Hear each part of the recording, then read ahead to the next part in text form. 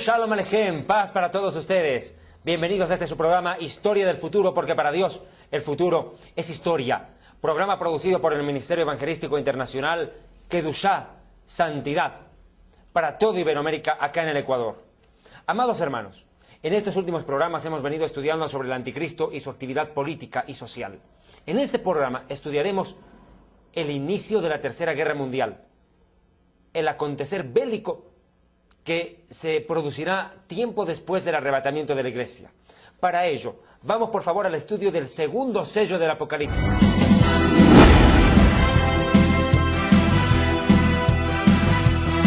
Vamos a comenzar este estudio con Apocalipsis capítulo 6, versículos 3 y 4. Segundo sello del Apocalipsis, inicio de la Tercera Guerra Mundial. Para ello, dicho sea de paso, vamos a tomar como referente, obviamente, la bendita y santa palabra de Dios, y también el libro Historia del Futuro, producido por el Ministerio Evangelístico Internacional Kedushá, el libro Historia del Futuro, y también utilizaremos mucho el libro Jerusalén y la Tierra Prometida, en el cual estaremos tocando la implicancia de esta Tercera Guerra Mundial que provocará la muerte de millones de personas. Apocalipsis 6, 3 y 4 dice: cuando abrió el segundo sello, oí al segundo ser viviente que decía: ven. Y salió otro caballo de color rojizo, sangre. Al que lo montaba le fue dado poder para quitar la paz de la tierra y hacer que se mataran unos a otros. Y se le dio una espada muy grande. Partamos de un principio. Cuando habíamos visto el primer sello del Apocalipsis, estudiamos que el anticristo surgirá como un pacifista al final de la historia de Israel, en un caballo blanco, símbolo de una paz política y de una falsa seguridad que vendrá al mundo cuando este personaje se haga del poder político mundial. Acá, en el segundo jinete del Apocalipsis, nuevamente es el anticristo quien surge.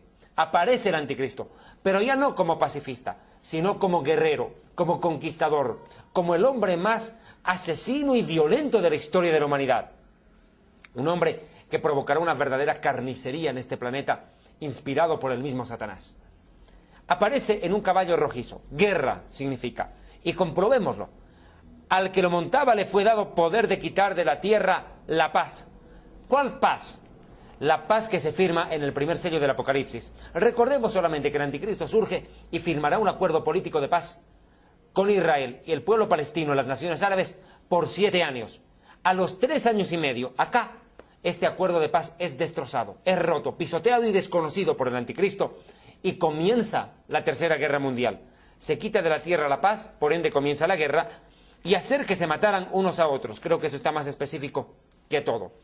Y se le dio una espada muy grande. Amados hermanos, en este tiempo nadie va a la guerra con espadas. Los ejércitos van armados con bombas de un potencial impresionante. Bombas de destrucción masivas, así se las llama. Lo cierto es que el anticristo tendrá en su poder una bomba con una potencia jamás antes vista. El anticristo no escatimará un milímetro en hacer uso de lo último en tecnología nuclear para poner en aprietos a sus enemigos, en el más de los casos, arrasarlos por completo de la faz de la tierra. El anticristo provocará un enfrentamiento impresionante. Yeshua el Mesías corrobora esto cuando dice en Mateo 24, 6 al 8, oirán de guerras y de rumores de guerras. No os asustéis, porque es necesario que todo esto acontezca, pero aún no es el fin. Se levantará nación contra nación y reino contra reino. Habrán pestes, hambres y terremotos en diferentes lugares, pero esto solamente es el principio de los dolores. Definitivamente, nación contra nación, reino contra reino, se agudizará luego del arrebatamiento de la Iglesia. Lo que estamos viendo son señales antes del arrebatamiento. La guerra en Irak, el conflicto con el Líbano, la guerra en Afganistán, en fin, son solamente el preámbulo para mayores guerras que se darán después de que la Iglesia se haya ido a los cielos, y más aún en el segundo sello del Apocalipsis. Es más, quiero que por favor tomemos Daniel 11:21 y presten mucha atención. Trabajaremos muy de cerca con Daniel capítulo 11 a lo largo de este su programa Historia del Futuro. Dice Daniel 11:21, hablando del anticristo: hombre despreciable, al cual no darán honra en el reino, vendrá sin aviso y tomará el reino con halagos. El anticristo aparece de un momento a otro.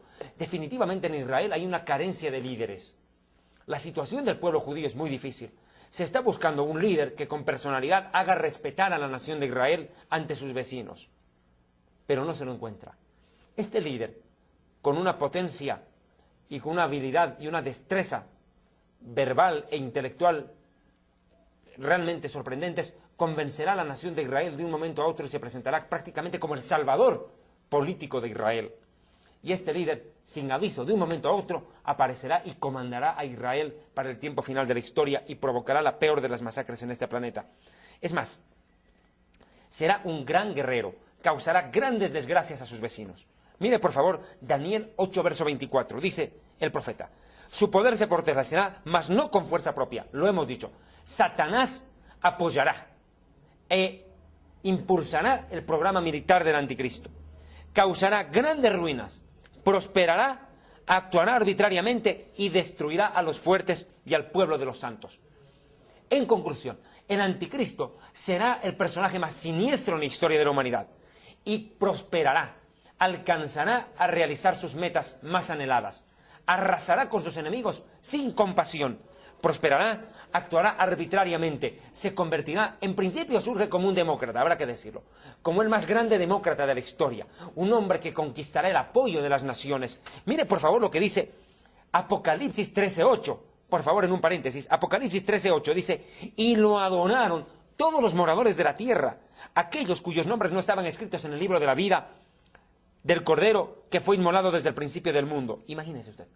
Adorarán al anticristo, lo adorarán. Y veremos más adelante que la adoración será mundial en torno a este personaje siniestro. Exigirá adoración. Y es más, adorarán al diablo, ya lo hemos dicho y lo reitero, Apocalipsis 13, verso 4. Y adoraron al dragón, la serpiente antigua que se llama Diablo y Satanás, quien había dado autoridad a la bestia, el anticristo, y adoraron a la bestia, diciendo: ¿quién podrá luchar contra ella? El anticristo será prácticamente invencible, organizará el mejor ejército que se ha visto en el mundo. El más poderoso ejército de la historia estará en manos del anticristo. Este pacifista se quita la máscara y se convierte en un cruel perseguidor de sus enemigos, empezando por el pueblo de Israel. Quiero que vea, por favor, una vez más Daniel 8, verso 24. Dice: causará grandes ruinas, prosperará, actuará arbitrariamente, se convertirá en un tirano déspota y destruirá a los fuertes. Imagínense, si destruye a los fuertes, ¿qué hará o qué no hará con los débiles? Los aplastará, los barrerá prácticamente del camino. Y a los santos, al pueblo de los santos, barre del camino a los fuertes, a los débiles y en especial al pueblo de los santos. ¿Cuál es el pueblo de los santos? Israel, el pueblo de los santos patriarcas Abraham, Isaac, Jacob, Moisés, David y compañía. Obviamente no la iglesia, porque la iglesia ya estará en el cielo, habrá sido arrebatada. Israel será el centro de su persecución. En principio pacta con Israel un acuerdo de paz por 7 años, pero después desencadena la peor de las persecuciones contra el pueblo judío, inspirado por Satanás. Pero mire, este personaje se considerará a sí mismo invencible, ¿no? Claro, sí, es obvio. Si él se considera un dios, obviamente se considerará invencible. Vea Daniel 8:23. Al fin del reinado de esto, cuando los corruptos lleguen al colmo, se levantará un rey altivo de rostro, entendido en enigmas, un hombre que entenderá los misterios más ocultos de este mundo y que podrá manipular a la humanidad con una habilidad y una estrategia inusitadas. Un rey altivo de rostro, un rey soberbio, prepotente, invencible, engreído. Es más, Daniel 8:25 continúa, dice: con su sagacidad hará prosperar el engaño. Será un hombre muy astuto, muy convincente. Engañará con una habilidad realmente diabólica. La lengua de Satanás se moverá fácilmente en él y convencerá a muchos de llevar a una desgracia a este planeta. Hará prosperar el engaño en su mano. En su corazón se engrandecerá y sin aviso destruirá a muchos. Será un traidor. En el momento en que mayor paz espera Israel, peor desgracia llega. Y mire, se levantará contra el príncipe de los príncipes. ¿Quién es el príncipe de los príncipes? El Mesías Yeshua, Jesús. En la batalla del Armagedón, de la cual hablaremos mucho más adelante en otros programas, veremos que el anticristo desafiará a Yeshua, a Jesús, cara a cara, y lo enfrentará en la segunda venida. Se levantará contra el Mesías, pero será quebrantado, aunque no por mano humana. Exacto. Nadie podrá vencer al anticristo. Esto quiero que me entiendan, por favor. Nadie podrá vencer al anticristo. Solo el Mesías Yeshua, Jesús. Solo Jesús podrá vencer al anticristo. En aquel tiempo, los cristianos y los judíos que crean en Jesús y que traten de sobrevivir, ni orando ni ayunando podrán hacer frente a semejante desgracia. Tendrán que poner sus vidas para poder ser salvos. el anticristo no les tendrá compasión, los matará sin la más mínima piedad. Es más, el poder militar del anticristo será prácticamente indestructible para los humanos. Claro, obviamente, tendrá en sus manos a toda la Unión Europea y al mundo entero a su favor. Se imagina, el ejército de todos los países del mundo estará a su servicio. Mire, Daniel 11:22 es contundente. Las fuerzas enemigas serán barridas delante de él como por inundación de agua. ¡Qué impresionante! ¿Vio cómo es la inundación de aguas? Es una cosa sobrenatural prácticamente. Arrasa con todo lo que está delante suyo. Así el anticristo arrasará militarmente a sus enemigos. Serán del todo destruidas. El anticristo destruirá a todo ejército que se le enfrente. Lo habíamos dicho en un programa anterior. El anticristo surge con el apoyo de 10 naciones, pero 3 líderes se le opondrán y a esos 3 los hará asesinar. Si es de que él no los asesina en persona, habrá que decirlo. Lo cierto es que asesinará también al príncipe del pacto. Preste atención a Daniel 11:22. Dice una vez más, voy a leer, serán del todo destruidas, se refiere a las fuerzas enemigas, junto con el príncipe del pacto. ¿Quién es el príncipe del pacto en este versículo de Daniel 11:22? Sin el temor de entrar en suposiciones, me atrevo a decir que el líder palestino, el líder de la OLP, Organización de Liberación Palestina, o de Al-Fatah, o de Hamas, el que quiera que esté gobernando al pueblo palestino en el momento del pacto de paz con Israel, será asesinado por el anticristo. El líder palestino que firme la paz con el anticristo, que representará a Israel en ese tiempo, será asesinado. Y esto precisamente dará lugar a la peor de las desgracias humanas, la peor guerra de la historia. Mire, este ejército tiene una característica muy llamativa y quiero entrar en una explicación, si me lo permite, por favor. Apocalipsis 13, verso 2, dice: la bestia que vi, hablando del anticristo, era semejante a un leopardo. ¿Qué quiere decir Juan? Juan hace una descripción de bestias, de animales, acá para compararlo con el anticristo, pero la cosa es ¿por qué lo hace? El leopardo en las profecías de Daniel representa la agilidad del imperio griego. En pocas palabras, el anticristo conjuncionará toda la fuerza y la estrategia militar de los pueblos anteriores de la historia, de los pueblos antiguos de la historia, mejor dicho, y tomará sus estrategias y las ejecutará al mismo tiempo. Tomará la agilidad del leopardo griego para la guerra, sus pies eran como de oso, tomará la estrategia del imperio medo-persa, ese imperio que como característica principal conquistaba a sus pueblos enemigos aplastándolos militarmente, llevando verdaderas ingentes cantidades de soldados. Prácticamente tomará la estrategia del imperio medo-persa. Los medo-persas tenían una característica muy particular. 100.000 soldados invadían un pueblo de casi 3.000 personas. Imagínense, ¿quién puede sobrevivir a eso? El anticristo también toma la fuerza del oso medo-persa, la estrategia de guerra de los medo-persas. Invadir con agilidad y con cantidad de soldados. Y su boca era como de león. ¿Por qué dice que su boca era como de león? Un imperio como el asirio que devoraba a los imperios más chicos, los arrasaba, los succionaba. Así el anticristo aplastará. El que no esté con el anticristo estará contra él. Y el que esté contra él será aplastado y devorado sin compasión por las fuerzas militares del anticristo. Y seducirá en pos de sí a la humanidad. Y el dragón le dio su poder, su trono y gran autoridad. Acá podemos ver claramente. El anticristo recibe el trono del diablo. El Dios de este mundo es Satanás. El gobernante de este mundo es el diablo. Por eso existe tanta destrucción. Por eso existe tanta desgracia. Y usted me dirá, ¿y con qué derecho gobierna el diablo el mundo? Con el derecho que le entregó Adán y Eva en el pecado del huerto del Edén. Cuando Adán y Eva pecan, entregan al diablo el gobierno del mundo. Pero usted me dirá, ¿y Jesucristo acaso no lo recobró? Sí, lo recobró cuando venció a Satanás en la cruz, pero lo recobró en favor de quienes le siguen. El que sigue al Mesías, Yeshua, el que obedece a Jesucristo y nació de nuevo, tiene autoridad sobre Satanás. Pero el que no nació de nuevo vive bajo el imperio de Satanás y es un enemigo de Dios, por ende. Pero el anticristo toma el trono de Satanás y gobernará así al mundo entero. ¿Qué más? El anticristo tomará, si bien es cierto, a todos los ejércitos del mundo a su favor, pero se aliará con los más fuertes. Solo los más fuertes estarán cercanos a él. Por eso dice Daniel 11:23, él, después del pacto con Israel, engañará, subirá a Israel y saldrá vencedor con poca gente. Poca gente realmente lo apoyará hasta el fin, aunque se impondrá sobre las masas, pero cercanos serán muy pocos. ¿Qué más se puede decir en esto? El anticristo se aprovechará del deseo de Israel de alcanzar la paz con sus vecinos. Se apodera de Israel, escuche bien, se apodera del gobierno de Israel y de los mejores tesoros del Oriente Medio. Escuche por favor Daniel 11:24. Estando la provincia en paz, acá tengo que hacer una aclaración. En el idioma original no dice provincia, estando la nación en paz. ¿Cuál es la nación? Israel. Daniel 11:24 se refiere a la nación de Israel. Estando la nación de Israel en paz y en abundancia, entrará y hará lo que no hicieron sus padres ni los padres de sus padres. Botín y despojos y riquezas repartirá entre sus soldados. El anticristo firma la paz con Israel cuando Israel esté en paz con los árabes, cuando los árabes hayan declinado definitivamente de su actual deseo de hacer desaparecer a Israel del mapa, como lo ha declarado el presidente de Irán, y de eso hablaremos más adelante. Declinará Israel y los árabes de sus planes militares.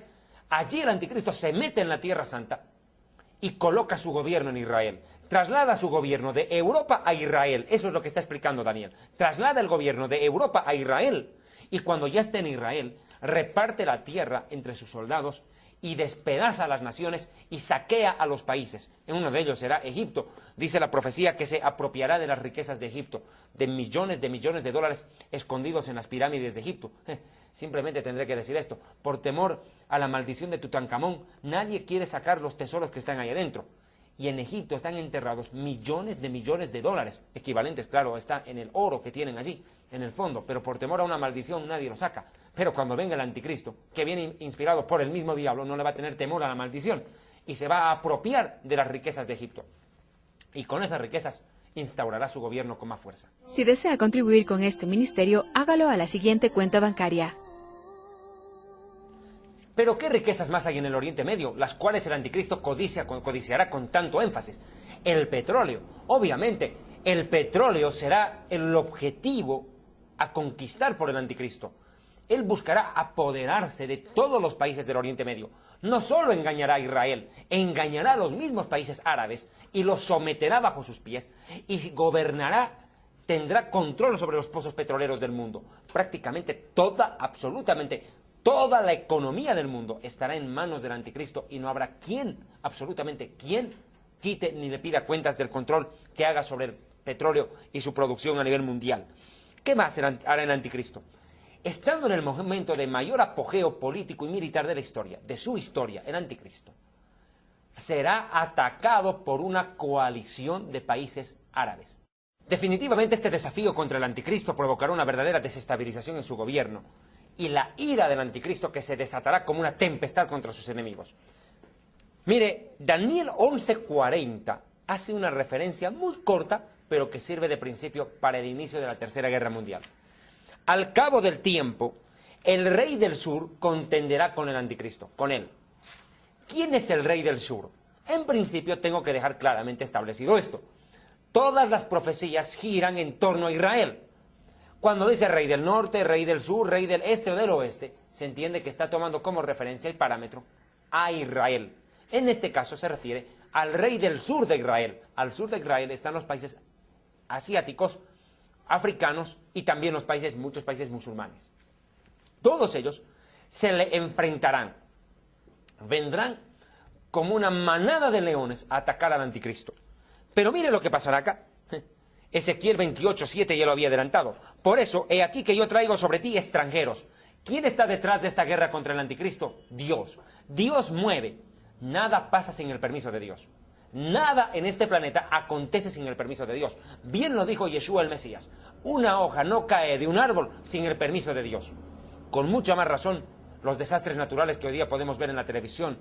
A veces la gente dice la naturaleza atacó al hombre, la naturaleza se ensañó contra el hombre. La naturaleza no hace nada, en pocas palabras. Todo es controlado por Dios. Entiendan que detrás de toda desgracia de la naturaleza hay un juicio de Dios.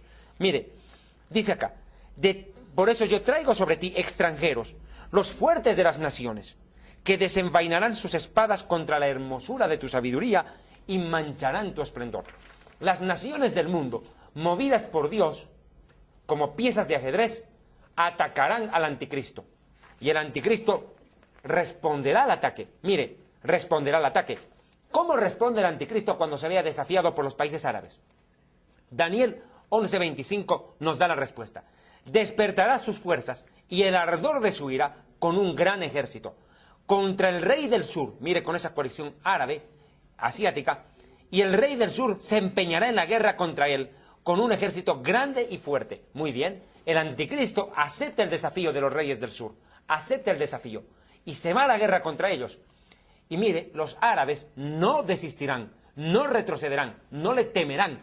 Por el contrario, los árabes se enfrentarán con uñas y dientes al anticristo. Mire, se empeñará en la guerra con un ejército muy grande y muy fuerte, pero no prevalecerá porque le harán traición. Escúcheme bien, Daniel 11 es el capítulo que mejor describe el mover militar del anticristo y de la historia antes del regreso del Mesías, la historia mundial antes del Mesías.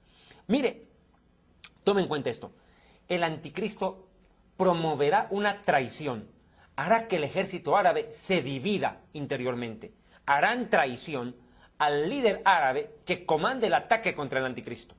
Y ojo, tengo que dejar claro, ataque contra el anticristo en este momento de la historia implica ataque contra Israel, porque el anticristo estará gobernando Israel, será el líder de la nación de Israel y el líder de la Unión Europea. Escúcheme bien, en principio el anticristo gobierna Israel y la Unión Europea, luego se hará del control del mundo entero. Mire, pero no prevalecerá el líder árabe, porque le traicionarán. Aún los que coman de sus manjares los quebrantarán. Mire usted, sus aliados más íntimos, los aliados más íntimos del líder árabe que ose desafiar al anticristo, lo traicionarán. Y el ejército del sur será destruido, y muchos caerán muertos. Habrá una verdadera mortandad. Y tome en cuenta que este solamente es el principio de la Tercera Guerra Mundial. Un enfrentamiento, en pocas palabras, que comienza entre árabes y judíos, comandados en ese tiempo por un falso Mesías llamado el Anticristo.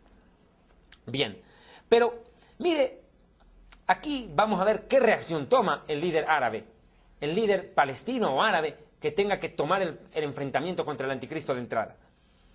¿Cómo arreglar? Al verse derrotado, el líder árabe, ¿qué hará? Negociará y renegociará, mejor dicho, y firmará un nuevo convenio de paz con el anticristo. Buscará arreglar las cosas. Así, bueno, por favor, ya, dejemos de hacer tanta guerra y firmemos nuevamente la paz. Arreglemos las cosas, reconciliémonos. Daniel 11, 27, 28 lo corrobora, leámoslo. En su corazón, estos dos reyes se tramarán a hacer mal uno a otro. Escuche bien, van a negociar en una misma mesa, el líder árabe y el anticristo. Sentados a una misma mesa, se mentirán el uno al otro, pero no servirá de nada, porque el plazo aún no habrá llegado. El anticristo, él volverá a su tierra, a Israel, con gran riqueza, y pondrá su corazón contra el santo pacto, hará su voluntad y volverá a su tierra. Por favor, atienda bien. El anticristo, voy a recapitular esta parte de la enseñanza, al ser atacado por los pueblos árabes, estando él a la cabeza de Israel, contrarresta el ataque, vence, se impone sobre los árabes, luego renegocian, buscan la paz, pero ya en su corazón el anticristo pensará romper el acuerdo de paz y seguridad con la nación de Israel y traicionar al pueblo hebreo. ¿Qué más hará? Tanta será su codicia, a propósito, que después de esta negociación, el anticristo regresa a Israel, pero buscará atacar nuevamente al rey del sur. Él no se quedará contento. Él decidirá nuevamente atacar, pero ya no solamente para golpear al rey del sur, sino para despedazarlo. Buscará despedazar a toda la coalición que busque desafiarle. Vea Daniel 11:29. Al tiempo señalado, atacará nuevamente al sur, dice la traducción, pero la última venida no será como la primera. Quiero tomar en cuenta, ¿por qué le digo la traducción? Estoy tomando Reina Valera, que es una Biblia de dominio público, que es la más leída dentro de las iglesias evangélicas, la versión de la Reina Valera. Pero en este caso estoy tomando una traducción directamente del hebreo. Ahora mire, al tiempo señalado atacará nuevamente al sur, pero la segunda venida no será como la primera. Mire usted, no le irá tan bien. ¿Qué pasará? Mire, Daniel 11, 42, 43, saltemos un poquitito. Extenderá su mano contra las tierras y no escapará el país de Egipto. Vea usted que el ataque es directo contra los árabes. Egipto es un país árabe que será atacado por el anticristo, prácticamente de entrada. Será atacado Egipto, no escapará. se apoderará de los tesoros de oro y de plata y de todas las cosas preciosas de Egipto. Lo que se les mencionó hace unos minutos atrás en este su programa Historia del Futuro, amigos televidentes.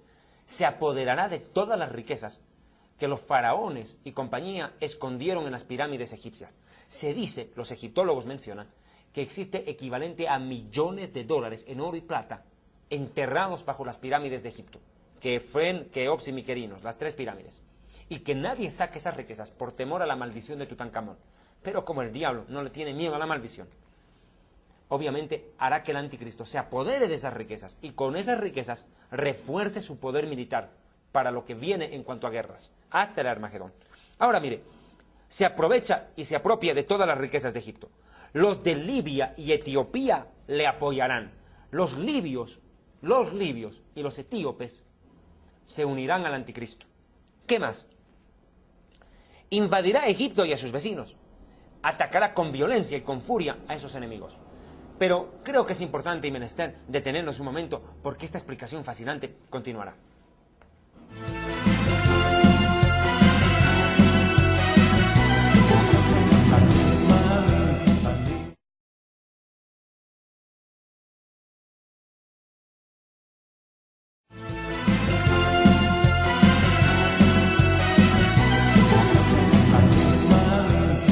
Definitivamente esta tercera guerra mundial tendrá aristas muy difíciles y complicadas para los enemigos del anticristo, que se verán rebasados y aplastados por la fuerza militar de este personaje siniestro. Habíamos dicho que Egipto será el objetivo del anticristo, se apropia de sus riquezas, pero hará más. Mire lo que dice Daniel 11, 41 al 43.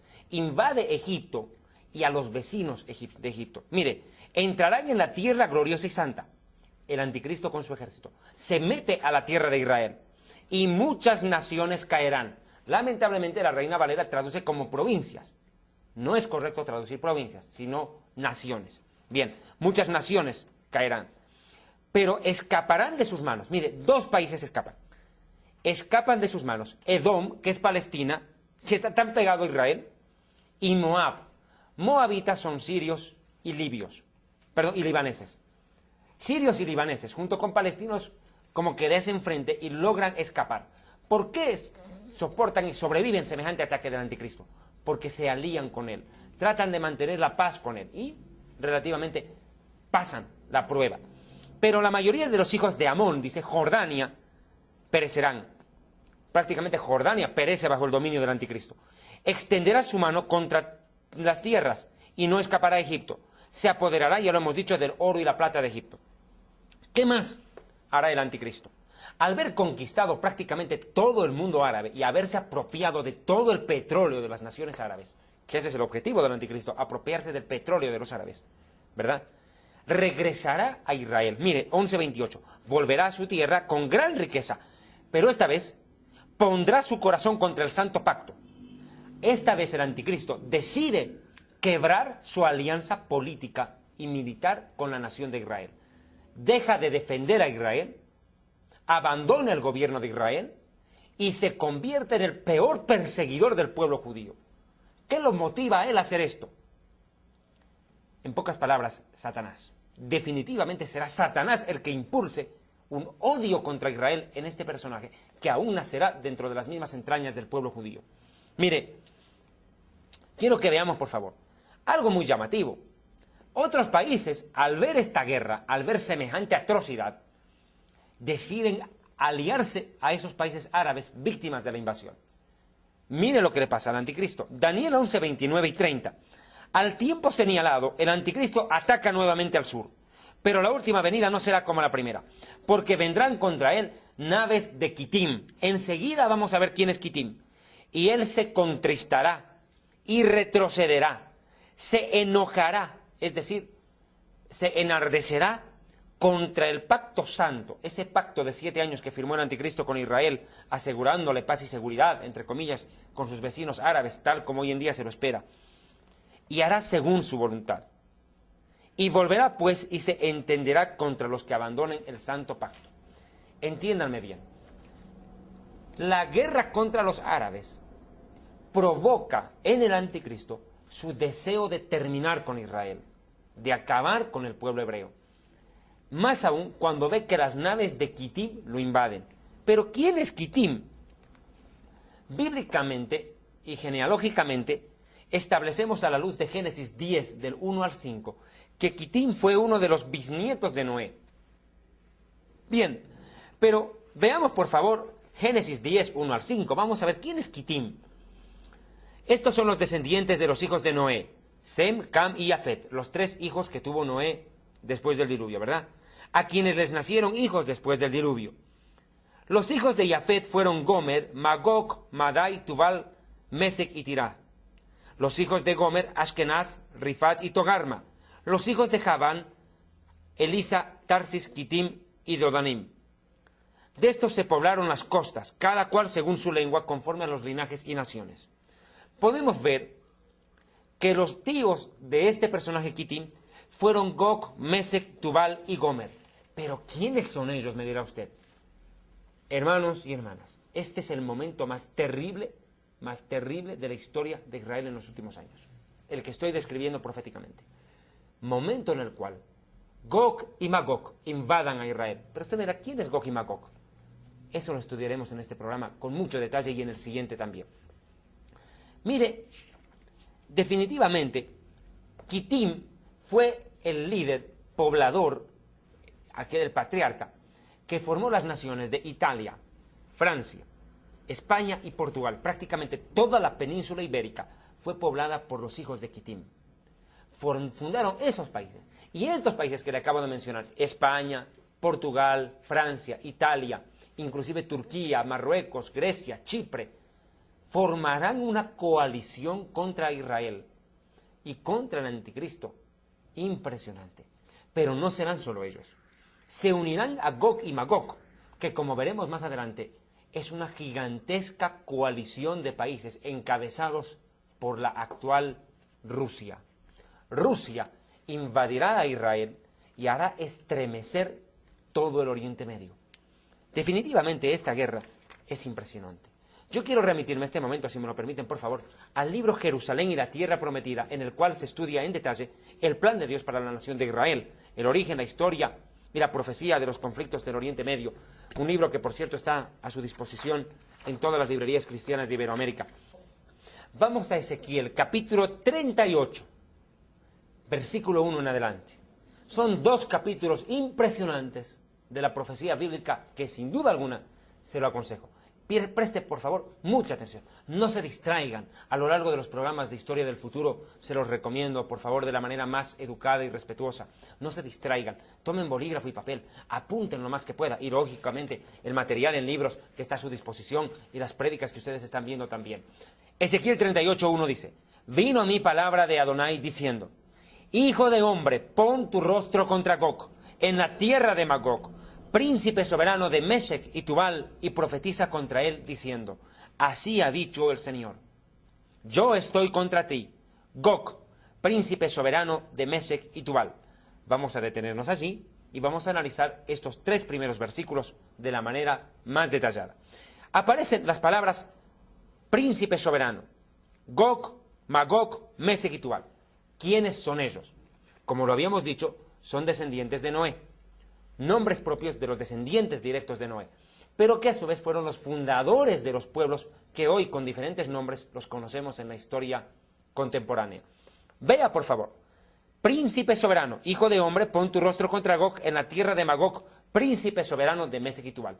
Antes de explicar quién es Gog y Magog, vamos a ver qué es la palabra príncipe soberano, que es lo primero que debemos traducir. La palabra príncipe soberano proviene del hebreo Rosh.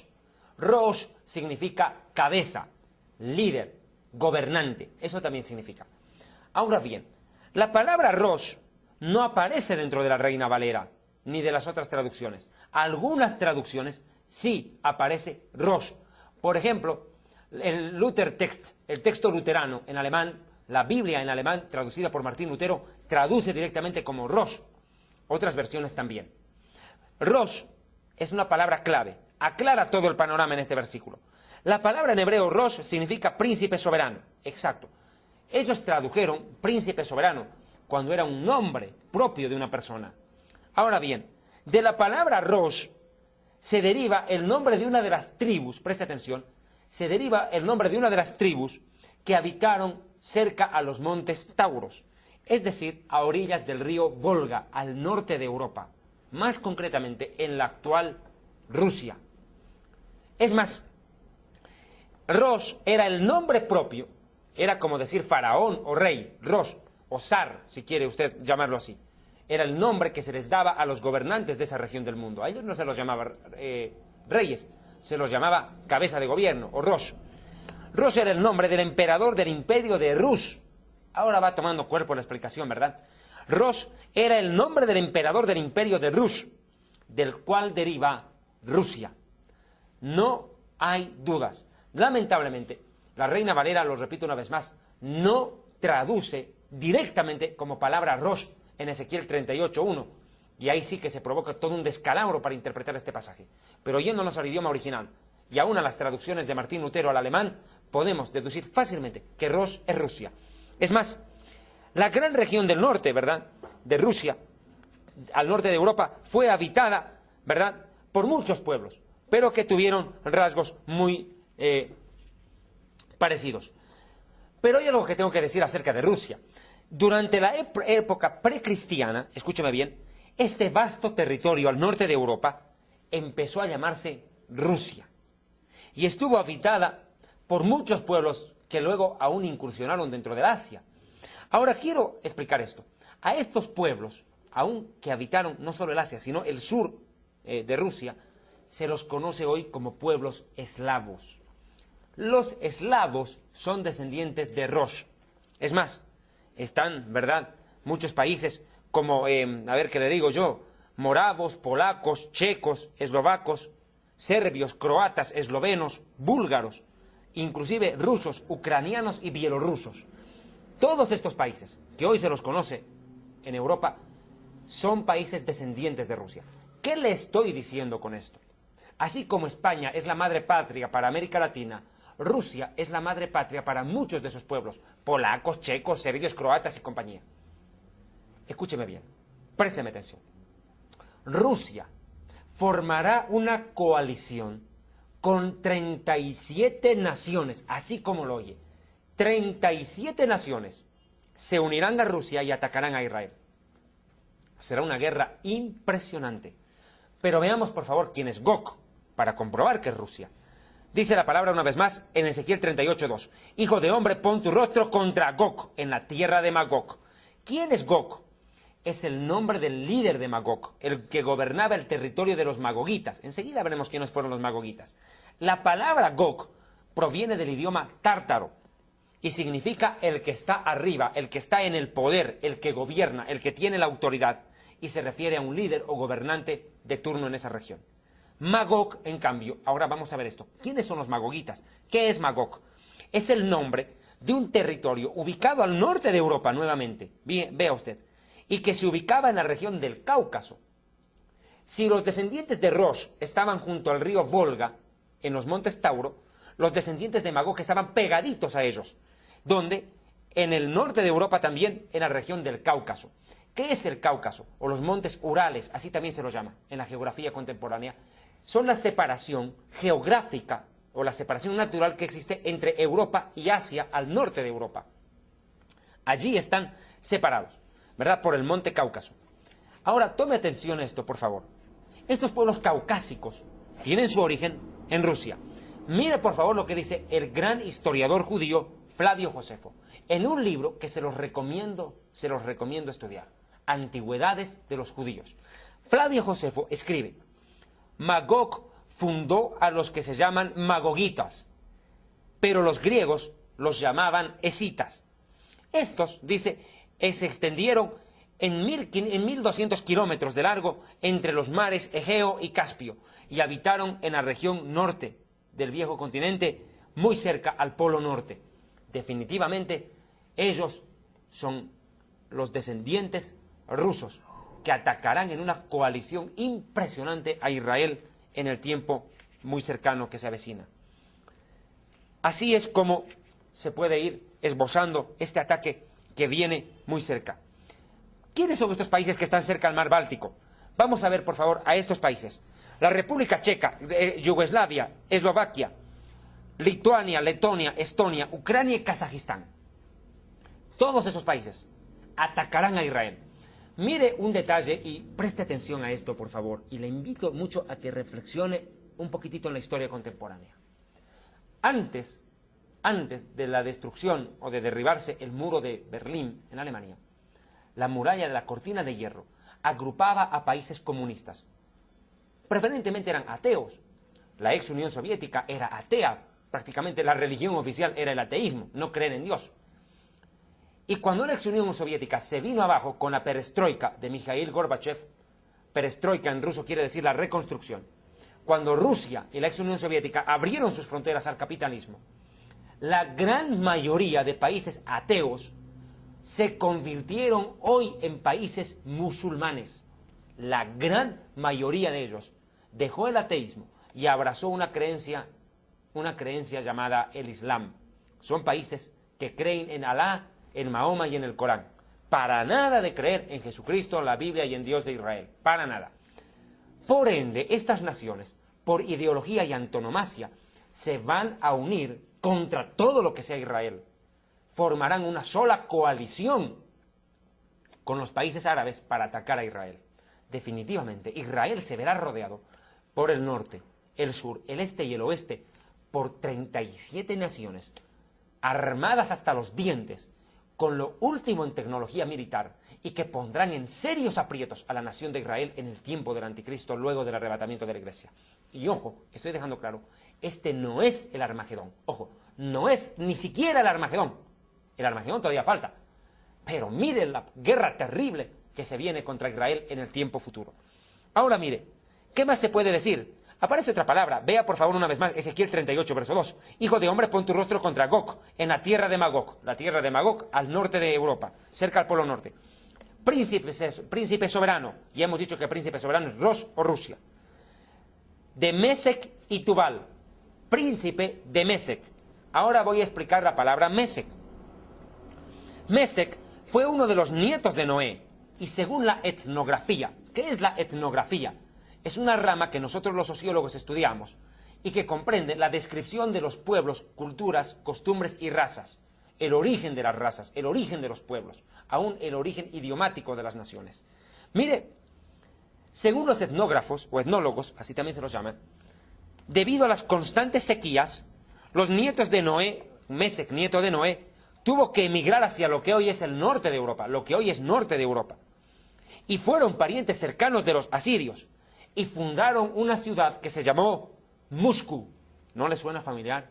Muscu fue fundada por Mesec, el nieto de Noé. Luego, Muscu pasó a llamarse Mosoy, la cual es llamada hoy en ruso Mokba y en español Moscú.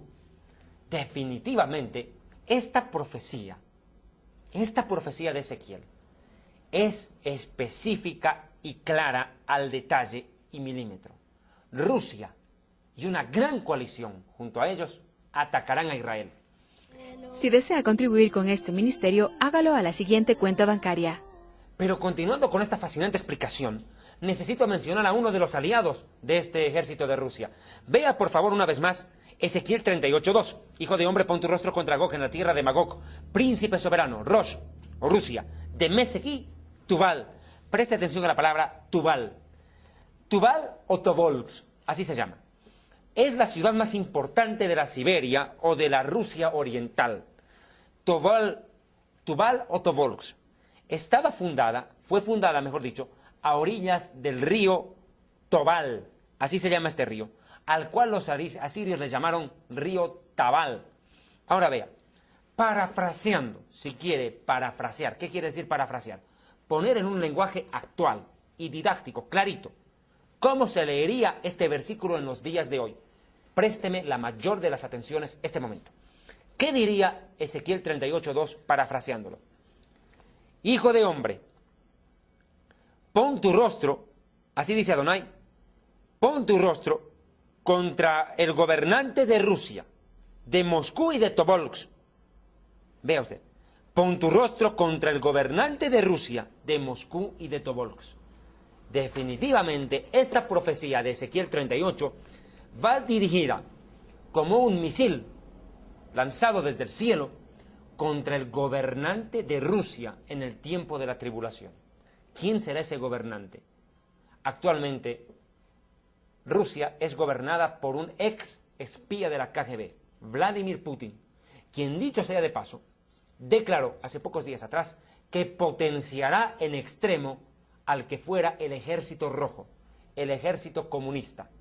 Un ejército creado, ¿verdad?, en el tiempo de la Revolución Rusa, esta revolución que tuvo su origen en octubre de 1917, cuando Vladimir Ilich Ulyanov, Lenin, tomó el control junto con Stalin y derrocó al zar, instituyendo el régimen comunista en la ex Unión Soviética, y agrupó en torno de sí a cantidades de países, haciendo de ese prácticamente un imperio indestructible e inexpugnable, pero que tenía como defecto el ateísmo y su odio contra Dios. Definitivamente nadie pudo derribar a la ex Unión Soviética. Fue Dios mismo quien provocó la caída de la ex Unión Soviética. Pero antes de proseguir con este fascinante estudio de la invasión de Gog y Magog, la invasión de Rusia y sus aliados contra Israel, necesito hacer una puntualización y un paréntesis indispensable en este programa. ¿En qué nos basamos los cristianos para hacer estudios como estos? Aquellos que creemos en Yeshua como Mesías. En la santa y bendita palabra de Dios, que permanece por siempre y para siempre, la Biblia. El mejor y el más grande de los libros jamás escritos. ¿Pero por qué decimos esto? Porque en los libros Historia del Futuro y Jerusalén y la Tierra Prometida, que son parte del Ministerio Evangelístico Internacional Kedushá, insertamos ya el versículo. Ustedes entenderán que por razones de tiempo, en las prédicas y en televisión más aún todavía, no podemos ir a buscar versículo por versículo. Esa es una de las facilidades que tienen estos libros del Ministerio Historia del Futuro, del Ministerio Kedushá. El versículo ya viene insertado. Y es más, ¿por qué les digo esto? Porque me he tomado el trabajo, al hacer este material, para la gloria de Dios y edificación de la Iglesia, de tomar diversas traducciones. Porque estoy consciente que por más buena intención que tengan los traductores, no existe traducción perfecta. Y hay veces es necesario remontarnos hasta el idioma original para hacer una explicación clara y contundente, que a ustedes no les deje la más absoluta de las dudas. Amados hermanos, son las facilidades que tienen este material que les servirá a usted de mucha edificación, por cierto. Ahora, quiero entrar a quiénes son los aliados de esta guerra. Dijimos que Rusia, con gran cantidad de países excomunistas, que se unen contra Israel. Pero vea, por favor, Ezequiel 38:5, y prácticamente usted estará viendo ahí un titular de actual periódico, una noticia de actualidad, escrita hace miles de años. Ezequiel 38:5. Qué fascinante es la profecía bíblica y la palabra de Dios, ¿verdad? 38:5 dice: Persia, Cus y Fut con ellos. En este versículo 5, el profeta Ezequiel nos presenta a los aliados de Rusia. Y el primero en ser mencionado es Persia. Pero ¿quién es Persia? ¿Quién es este aliado de Rusia que ataca a Israel con tanta voracidad? Persia es el actual Irán. Los iraníes son llamados también persas. El gentilicio de Irán es el gentilicio persa. Este país existe al suroeste de Asia, entre el mar Caspio y el Golfo Pérsico. Es conocido como Irán. Ahora bien, en 1935 cambiaron el nombre. En principio se llamaba República Persa y en 1935 pasó a llamarse Irán. Es el país que más dolores de cabeza le está dando a las Naciones Unidas. ¿Por qué? Está desarrollando un programa nuclear que va a poner en peligro la estabilidad no solo de la región, sino la paz del mundo entero. El presidente de Irán, Mahmoud Ahmadinejad, por demás conocido, lamentablemente conocido, el 26 de octubre del año 2005, hizo una declaración temeraria que hace recordar los tiempos y las frases de Adolfo Hitler, del faraón de Egipto, o de Amán el Perverso en el libro de Esther, o de Nabucodonosor, o de los peores dictadores de la historia. La frase fue: Israel debe ser borrado del mapa. Esta declaración, en pleno siglo XXI, del presidente iraní, hizo estremecer a las Naciones Unidas y a todos quienes de una u otra manera nos vemos involucrados en este problema. El presidente de Irán ha declarado que Israel es un problema para la paz mundial y que el pueblo judío debe desaparecer. Ha negado aún abiertamente la existencia del holocausto nazi, algo que no se puede tapar en la historia de la humanidad, que quedó grabado en los anales de la historia, con 6 millones de judíos muertos, de los cuales hasta ahora se tiene registro, sin contar los millones y miles de desaparecidos, a lo largo de semejante masacre en Europa. Pero ahora, este líder iraní, este líder persa, apunta todas sus armas contra Israel. Él dice que está enriqueciendo uranio con fines pacíficos. Pero hay que entender que paz para el presidente de Irán no es lo mismo que paz para usted. Para los iraníes, comandados por Ahmadinejad y como muchos otros también, la palabra paz no significa convivir con Israel. Paz significa acabar con los judíos para apropiarse de todo. El presidente iraní está empleando millones de dólares y medios tecnológicos para crear plantas de uranio, enriquecer uranio y de esa forma desarrollar última tecnología o tecnología de punta nuclear para lanzarlo no contra otro país árabe, hermanos, sino contra Israel. Ese es el objetivo, lanzar a Israel una bomba nuclear que haga desaparecer al Estado hebreo. Es más, repitió su advertencia, dijo que Israel será arrancado de raíz del Oriente Medio, que la entidad sionista, como la llama él, tiene que desaparecer. Lo cierto es que todo esfuerzo, no solo de Ahmadinejad, sino de cualquier otro personaje de la historia, resultará ser inútil. La Biblia asegura que así como Dios es indestructible, Israel también permanecerá por más intentos que hagan para hacernos desaparecer. El Dios de Israel nos protegerá. Este tema de la guerra de Gog y Magog, la invasión de Rusia y sus aliados contra Israel, es un tema fascinante. Prácticamente en todo este programa hemos solamente hecho la introducción al mismo. No hemos podido desarrollar a cabalidad todo el programa. En el siguiente programa continuaremos con el desarrollo y la conclusión de la invasión de Gog y Magog. No se pierda el siguiente programa de Historia del Futuro, porque para Dios el futuro es historia, producido por el Ministerio Evangelístico Internacional, Kedushá, Santidad, en Ecuador, para toda Iberoamérica. Muchas gracias. Shalom Aleichem. Paz para ustedes. Si desea contribuir con este ministerio, hágalo a la siguiente cuenta bancaria: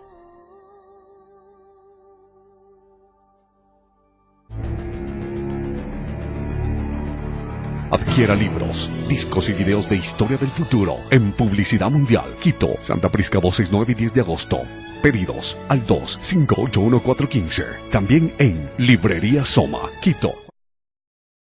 Guayaquil, Lorenzo de Garecoa y Luis Urdaneta.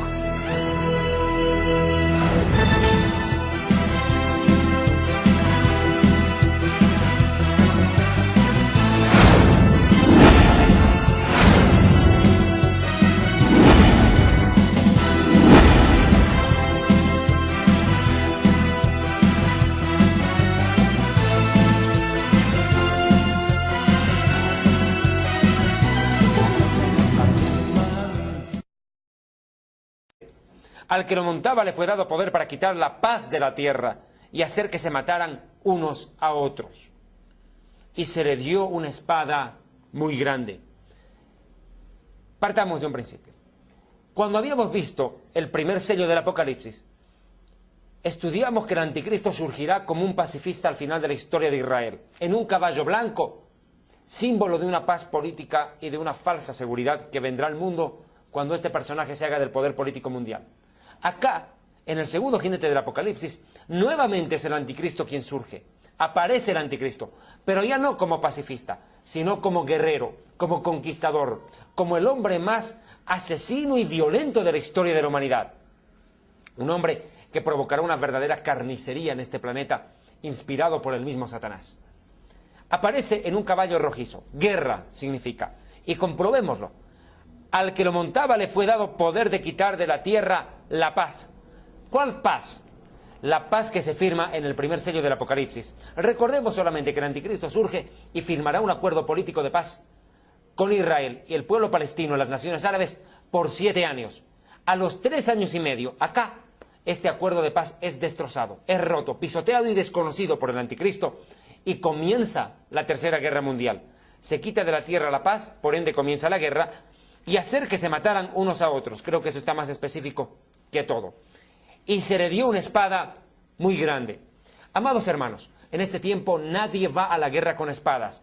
Los ejércitos van armados con bombas de un potencial impresionante. Bombas de destrucción masivas, así se las llama. Lo cierto es que el anticristo tendrá en su poder una bomba con una potencia jamás antes vista. El anticristo no escatimará. no escatimará un milímetro en hacer uso de lo último en tecnología nuclear para poner en aprietos a sus enemigos, en el más de los casos, arrasarlos por completo de la faz de la tierra. El anticristo provocará un enfrentamiento impresionante. Yeshua el Mesías corrobora esto cuando dice en Mateo 24, 6 al 8, oirán de guerras y de rumores de guerras. No os asustéis, porque es necesario que todo esto acontezca, pero aún no es el fin. Se levantará nación contra nación y reino contra reino. Habrán pestes, hambres y terremotos en diferentes lugares, pero esto solamente es el principio de los dolores. Definitivamente, nación contra nación, reino contra reino, se agudizará luego del arrebatamiento de la Iglesia. Lo que estamos viendo son señales antes del arrebatamiento. La guerra en Irak, el conflicto con el Líbano, la guerra en Afganistán, en fin, son solamente el preámbulo para mayores guerras que se darán después de que la Iglesia se haya ido a los cielos, y más aún en el segundo sello del Apocalipsis. Es más, quiero que por favor tomemos Daniel 11:21 y presten mucha atención. Trabajaremos muy de cerca con Daniel capítulo 11 a lo largo de este su programa Historia del Futuro. Dice Daniel 11:21, hablando del anticristo, hombre despreciable, al cual no darán honra en el reino, vendrá sin aviso y tomará el reino con halagos. El anticristo aparece de un momento a otro. Definitivamente en Israel hay una carencia de líderes. La situación del pueblo judío es muy difícil. Se está buscando un líder que con personalidad haga respetar a la nación de Israel ante sus vecinos. Pero no se lo encuentra. Este líder, con una potencia y con una habilidad y una destreza verbal e intelectual realmente sorprendentes, convencerá a la nación de Israel de un momento a otro y se presentará prácticamente como el salvador político de Israel. Y este líder, sin aviso, de un momento a otro, aparecerá y comandará a Israel para el tiempo final de la historia y provocará la peor de las masacres en este planeta. Es más, será un gran guerrero, causará grandes desgracias a sus vecinos. Mire, por favor, Daniel 8, verso 24, dice el profeta, su poder se fortalecerá, mas no con fuerza propia. Lo hemos dicho, Satanás apoyará e impulsará el programa militar del anticristo. Causará grandes ruinas, prosperará, actuará arbitrariamente y destruirá a los fuertes y al pueblo de los santos. En conclusión, el anticristo será el personaje más siniestro en la historia de la humanidad y prosperará, alcanzará a realizar sus metas más anheladas, arrasará con sus enemigos sin compasión, prosperará, actuará arbitrariamente, se convertirá, en principio surge como un demócrata, habrá que decirlo, como el más grande demócrata de la historia, un hombre que conquistará el apoyo de las naciones. Mire por favor lo que dice Apocalipsis 13:8, por favor en un paréntesis, Apocalipsis 13:8 dice, y lo adoraron todos los moradores de la tierra, aquellos cuyos nombres no estaban escritos en el libro de la vida del Cordero que fue inmolado desde el principio del mundo. Imagínese usted. Adorarán al anticristo, lo adorarán. Y veremos más adelante que la adoración será mundial en torno a este personaje siniestro. Exigirá adoración. Y es más, adorarán al diablo, ya lo hemos dicho y lo reitero, Apocalipsis 13, verso 4. Y adoraron al dragón, la serpiente antigua que se llama Diablo y Satanás, quien había dado autoridad a la bestia, el anticristo, y adoraron a la bestia.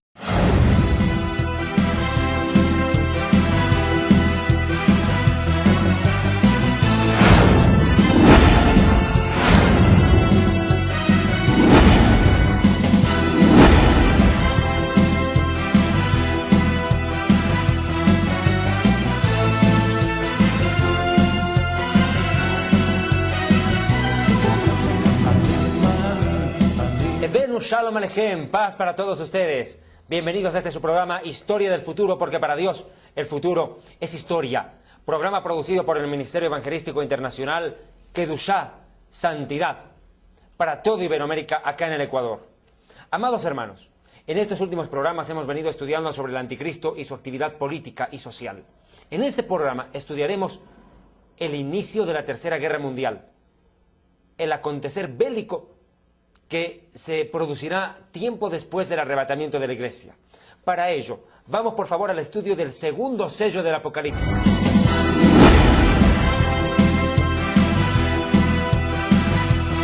Vamos a comenzar este estudio con Apocalipsis capítulo 6, versículos 3 y 4. Segundo sello del Apocalipsis, inicio de la Tercera Guerra Mundial. Para ello, dicho sea de paso, vamos a tomar como referente, obviamente, la bendita y santa palabra de Dios. Y también el libro Historia del Futuro, producido por el Ministerio Evangelístico Internacional Kedushá, el libro Historia del Futuro, y también utilizaremos mucho el libro Jerusalén y la Tierra Prometida, en el cual estaremos tocando la implicancia de esta tercera guerra mundial que provocará la muerte de millones de personas. Apocalipsis 6, 3 y 4 dice: cuando abrió el segundo sello, oí al segundo ser viviente que decía: ven. Y salió otro caballo de color rojizo, sangre, diciendo: ¿quién podrá luchar contra ella? El anticristo será prácticamente invencible, organizará el mejor ejército que se ha visto en el mundo. El más poderoso ejército de la historia estará en manos del anticristo.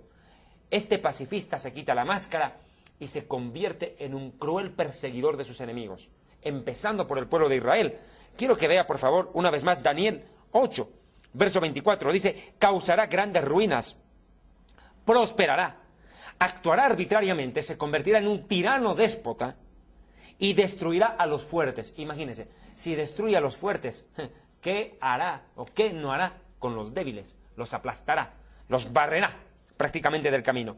Y a los santos, al pueblo de los santos, barre del camino a los fuertes, a los débiles y en especial al pueblo de los santos. ¿Cuál es el pueblo de los santos? Israel, el pueblo de los santos patriarcas Abraham, Isaac, Jacob, Moisés, David y compañía. Obviamente no la iglesia, porque la iglesia ya estará en el cielo, habrá sido arrebatada. Israel será el centro de su persecución. En principio pacta con Israel un acuerdo de paz por 7 años, pero después desencadena la peor de las persecuciones contra el pueblo judío, inspirado por Satanás.